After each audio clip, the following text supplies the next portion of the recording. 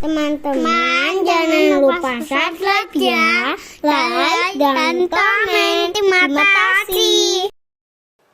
Tapi ternyata ya, tidak dengan itu pun kita bisa, asal jangan ikut-ikutan. Memang tidak bisa. Ini kalau tembok rumah jebol, udara lagi dingin. Maksud saya di sini adalah sekarang ini media, ya, perusakan-perusakan akhlak dan moral yang dilemparkan ke tengah-tengah umat Islam, pergaulan bebas lah, tokoh-tokoh khayalan lah yang diangkat.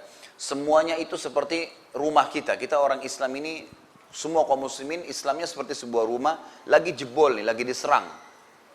Jebol temboknya. Ada tembok yang jebol dan udaranya dingin, masuk udara itu. Ada dua cara. Cara yang pertama adalah kita berselimut, melindungi diri kita dari dingin itu. Ini bisa terjadi dan ini yang sekarang umat Islam lakukan. Tetapi cara ini sangat riskan karena bisa saja selimut kita tertidur, selimutnya tersingkap, atau mungkin selimut kita tidak mungkin terus-menerus kita kaku satu tempat, bergerak sedikit maka ada tubuh kita yang tetap kena dingin, atau ruangan tetap akan terkena dingin itu minimal, gitu kan? Artinya mungkin ada benda-benda lain di situ yang akan terganggu dengan dingin tersebut. Cara yang kedua, dan ini yang efektif, ini yang kita butuhkan sekarang. Menutup tembok itu. Ditutup lubangnya. Didatangkan semen, batu bata, ditutup. Sehingga biar kita tidak berselimut pun, tidak ada masalah. Maksud saya begini. Memang media-media sekarang, teman-teman sekalian, harus ditutup, nggak boleh ditonton. Memang nggak bisa. Tutup itu. Karena kalau antum bilang, oh nggak apa-apa, saya cuma sekedar mau lihat beritanya. Seperti orang pakai selimut tadi. Kira-kira antum bisa tergelincir nggak? Masih bisa. Setelah itu ternyata masuk sinetron, ternyata masuk ini, ternyata masuk itu, ternyata masuk iklan, masih ada. Memang harus ditutup, nggak bisa. Karena kalau kita buka akan ada kenikmatannya memang. Maka seperti tadi kasusnya, pasti akan tercoreng keimanan kita. Makin kental hubungan seorang hamba dengan Allah Azza wa Jalla, makin kental ibadahnya, makin fokus dia terus ibadah kepada Allah, maka makin kuat hubungannya dengan Allah dan memang nanti akan makin dekat dengan akhirat, makin mudah untuk memunculkan jiwa kesatria dalam membela agama, makin yakin dengan kebenaran ini. Memang begitu. Makanya orang-orang non-muslim tahu tuh, dia cekokin di tengah-tengah umat Islam masalah-masalah seperti ini. Kembangkan hal-hal yang berbau syahwat, kembangkan hal-hal yang melakukan, oh ini masa muda, istilah-istilah, oh ini modern, gitu kan. Lalu kemudian kalau orang dekat dengan agama, oh itu garis keras, gitu kan. Itu teroris, itu begini, itu begitu. Jadi itu kampungan, itu klasik, kolot benar sih, dan seterusnya. Beragam macam istilah. Maka ini harus kita perbaikin nih, karena memang generasi muda ini kapan salah, maka akan salah, semuanya salah. Saya melihat, kalau di Madinah misal contoh, ada beberapa teman-teman saya, Masya Allah, anak-anaknya, itu kalau ketemu satu sama yang lain, yang paling pertama dia tanya temannya, anaknya umur 5 tahun, 6 tahun, sudah selesai belum hafal Qur'annya? Pertanyaan pertamanya itu. Anak kamu siapa namanya? Oh Ahmad. Sudah selesai hafal Qur'annya? Oh belum, baru 17 juz. Yang satu, kamu berapa? Oh saya baru 20 juz. Begitu pembicaranya, anak 5-6 tahun tuh. Itu sudah biasa. Gitu kan? Saya kaget kemarin ada seorang anak kelas 6 SD di Jeddah. Itu diwawancarain dan dia lagi ada di perpustakaan ayahnya, dia menghafal ya 30 juz Al-Quran dan 9 buku hadis. Hafal, kelas 6 SD. Diwawancarain oleh orang tersebut, kamu bagaimana caranya hafal? Dia bilang, saya setiap pulang sekolah, saya duduk di perpustakaan, saya nggak keluar-keluar, ikutin ayah saya. Karena ayah saya selalu baca buku, saya pun ikut baca buku. Dan ayah saya tuntun saya untuk hafal. Jadi ternyata potensi anak muda ini beda dengan orang yang sudah tua. Dia mau tahu semuanya, gitu kan? Dia mau tahu apa saja dan itu tergerak dengan ghira, dengan semangat yang besar. Jadi mungkin hal-hal yang mustahil bagi kita, tidak mustahil bagi anak-anak yang masih SD, masih SMP. Semangatnya untuk ingin tahu. Bayangkan kalau ini dialihkan ke hal-hal yang lain yang negatif. Maka berbahaya sekali, gitu kan? Apalagi kalau bertemu antara potensi yang lagi berpuncaknya, lagi semangat yang besar dengan mengkhayal. Muncullah pemikiran-pemikiran yang buruk. Kita tahu dalam Al-Quran ada kisah Ashabul Kahfi, kisah anak-anak muda. Disebutkan sebagian athar menyebutkan di bawah 25 tahun umur-umur mereka. Karena mereka beriman kepada Allah, berpegang pada keyakinannya, maka Allah pun selamatkan mereka di gua. Gitu kan?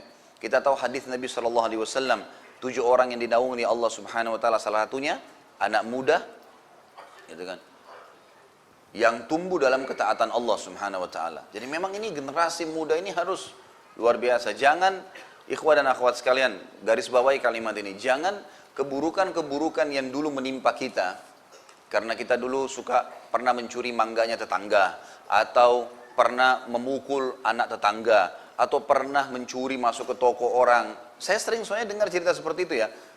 Kemudian kesannya kalau anaknya melakukan, oh iya saya juga dulu pernah lakukan, artinya nggak apa-apalah gitu. Ini satu hal yang negatif. Mestinya apa yang sudah mengganggu kita dulu yang salah, sekarang kita sudah tahu, jangan gitu kan. Jangan wariskan keburukan kepada anak-anak. Biarkan mereka tumbuh menjadi generasi yang memang mengenal Tuhannya. Karena ini satu-satunya cara sebenarnya untuk mengembalikan kejayaan Islam. Karena generasi muda dimaksimalkan.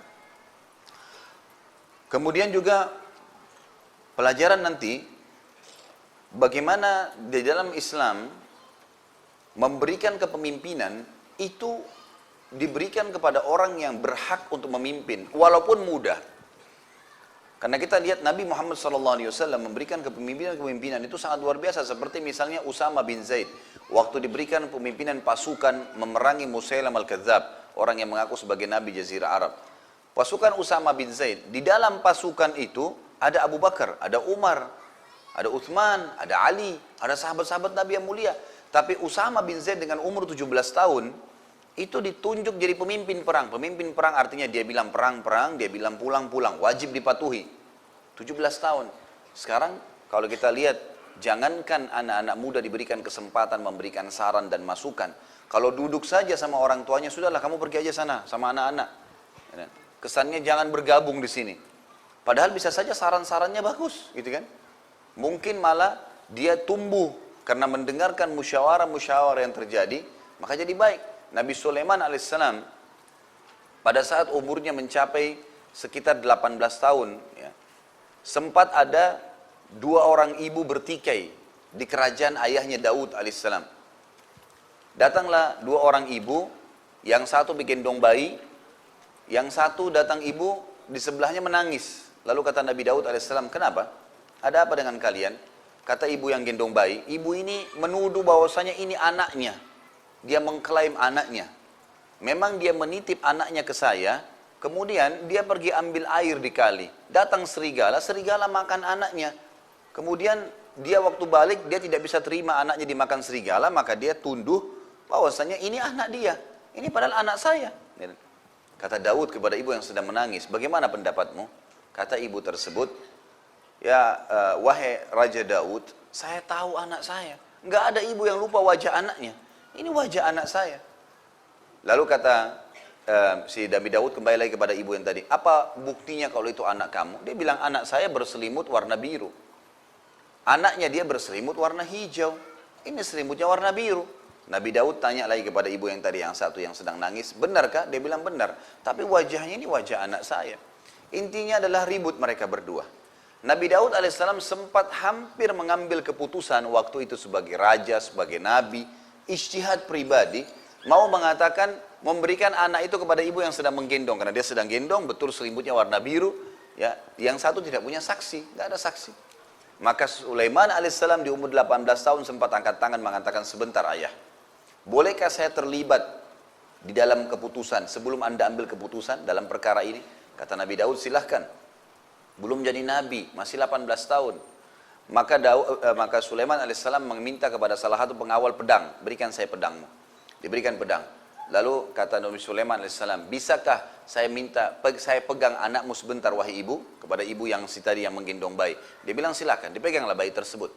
Lalu kata Sulaiman, begini saja, daripada kalian berdua bertikai, maka saya akan potong 2 bayi ini. Diangkat pedang, saya akan potong 2 bayi ini dan saya bagi 2 daripada kalian ribut, gitu kan? Maka ibu yang tadi menggendong bayi itu mengatakan, baiklah, kalau memang itu keputusan anda wahai ya raja, dianggap raja juga Sulaiman alaihissalam. Terus tiba-tiba ibu yang satu ternyata sudah di dekat kaki Nabi Sulaiman dan menangis mengatakan, jangan wahai raja, berikanlah anak itu kepada dia, tidak usah dipotong 2, artinya kasih aja kepada ibu tadi. Maka Sulaiman pun berkata, baiklah, lalu dia menghadap kepada, dia tidak jadi potong anak itu, lalu kemudian dia hadap kepada ayahnya, dia mengatakan, sekarang saatnya raja mengambil keputusan. Nabi Daud sudah tangkap apa yang Nabi Sulaiman maksudkan. Umur 18 tahun bisa memecahkan sebuah perkara rumit seperti ini. Gak ada saksi, ini memperebutkan anak, bukan memperebutkan sebuah benda. Maka yang terjadi pada saat itu apa? Nabi Daud alaihissalam mengatakan, saya memutuskan bayi ini diberikan kepada ibu itu, ibu yang tadi tidak pegang bayi. Semua orang bingung, pejabat-pejabat kerajaan semua bingung. Kok bisa, wahai Nabiullah, Anda memberikan keputusan? Ibu yang tadi juga yang gendong bayi mengatakan, kok bisa, bayi saya dikasih kepada dia? Kata Daud, seorang ibu tidak akan pernah mau membiarkan anaknya dibunuh. Ya. Sudah jelas ini ibunya sebenarnya, karena dia tidak mungkin waktu mau dipotong, dia bilang kasih aja ke dia, nggak usah dipotong. Tidak mungkin anaknya dia mau biarkan dipotong. Yang satu bilang tidak apa-apa dipotong. Ternyata setelah itu Nabi Daud alaihissalam pun akhirnya membongkar kasus, dan ibu yang tadi Daud mengatakan kepada ibu tadi yang gendong bayi, sebelum saya hukum kamu ada sesuatu yang kau mau ceritakan? Maka ibu pun akhirnya menangis mengatakan, memang benar sebenarnya keadilan ada di tangan Allah, dan pastilah ya, Allah akan memberikan keadilan itu. Memang anak saya yang dimakan serigala, cuma saya tidak bisa terima, maka saya ganti selimut ibu itu agar saya tidak kehilangan anak dan dia yang kehilangan anak. Tapi kiprah di sini Nabi Daud alaihissalam yang diberikan kesempatan memberikan saran, gitu kan. Jadi anak-anak muda ini sudah harus ya dicetak, dikader untuk jauh dari hal-hal yang buruk ini. Jadi tidak ada lagi kesan 17 tahun itu memang saatnya untuk menikmati, atau sekarang masih muda, nanti gampang taubat dan seterusnya. Ini sudah tidak boleh ada kalau mau melahirkan generasi-generasi Rabbani.